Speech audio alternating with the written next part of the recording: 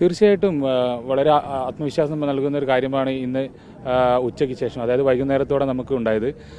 എന്തിനാൽ ഇന്ന് രാവിലെ മുതൽ നമ്മൾ വളരെ വിഷമത്തോടെ ഇവിടെ ഇരിക്കേണ്ട ഒരു അവസ്ഥയായിട്ടുണ്ടായിരുന്നു. ഉച്ചയ്ക്ക് ശേഷം അത് മാറി, നമുക്ക് കൃത്യമായ ഇടപെടലുകളുടെ അത് തദ്ദേശയിൽ അത് MLA അത് വേണ്ട വിധം കൈകാര്യം ചെയ്തു എന്നാണ് ഞാൻ മനസ്സിലാക്കുന്നത്.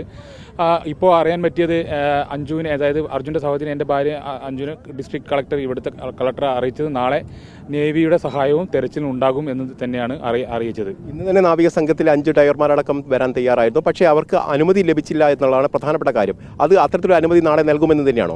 അങ്ങനെയാണ് ഇപ്പം മേഡം എൻ്റെ വൈഫിനെ അറിയിച്ചത്.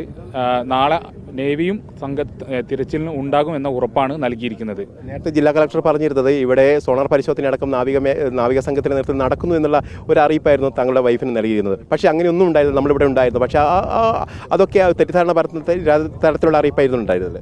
അതെ, കാരണം മേഡത്തിന് അറിയലുണ്ടാവില്ല ഞാനിവിടെയാണ് ഉള്ളത്, മേഡത്തിന് ചിലപ്പം അറിയാനുണ്ടാവില്ല.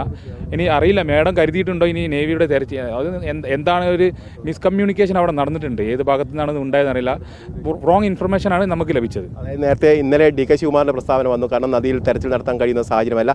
അതായത് ഉദ്യോഗസ്ഥ തലത്തിൽ നിന്ന് പോകുന്ന റിപ്പോർട്ടുകൾ തെറ്റായത് തന്നെയാണ്, അതായത് തെറ്റിദ്ധരിപ്പിക്കുന്ന തരത്തിലുള്ള റിപ്പോർട്ടുകളായിരുന്നു. അങ്ങനെ തന്നെയല്ല കരുതേണ്ടത്. അതെ, ഇന്നലെ അദ്ദേഹത്തിന് തെറ്റിദ്ധാരണ സംഭവിച്ചിട്ടുണ്ട്.